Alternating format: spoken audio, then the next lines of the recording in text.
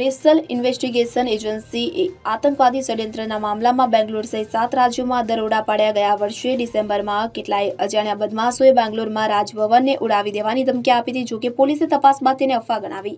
આ પછી એનઆઈએ બેંગ્લોરના અડધા ડઝનથી વધુ વિસ્તારોમાં દરોડા પાડ્યા. મળતી માહિતી અનુસાર આતંકવાદીઓ સાથે સંકળાયેલા હોવાની આશંકા ધરાવતા સ્થળોની તપાસ કરવામાં આવી હતી. આ ગયા વર્ષે 9 ડિસેમ્બરે મહારાષ્ટ્ર અને કર્ણાટકના અલગ અલગ વિસ્તારોમાંથી પ્રતિબંધિત આતંકવાદી સંગઠનના 15 આતંકવાદીઓની ધરપકડ કરવામાં આવી હતી. આ ધરપકડ બાદ એનઆઈએની ટીમે મહારાષ્ટ્રના પુણે, મીરા રોડ, થાણે અને કર્ણાટકના બેંગ્લોર સહિત 44 અન્ય સ્થળોએ દરોડા પાડ્યા. તો દરોડા દરમિયાન એનઆઈએની ટીમે મોટા પ્રમાણમાં રોકડ, ધારદાર હથિયાર, ઘણા દસ્તાવેજો, સ્માર્ટફોન અને બીજી ઘણી વસ્તુઓ જપ્ત કરી. જેથી આ મામલે એજન્સીએ સહિત વધુ 7 રાજ્યોમાં દરોડા પાડ્યા છે, જ્યાં હાલ તપાસ કરવામાં આવી રહી હોવાનું સૂત્રો દ્વારા જાણવા મળી રહ્યું છે.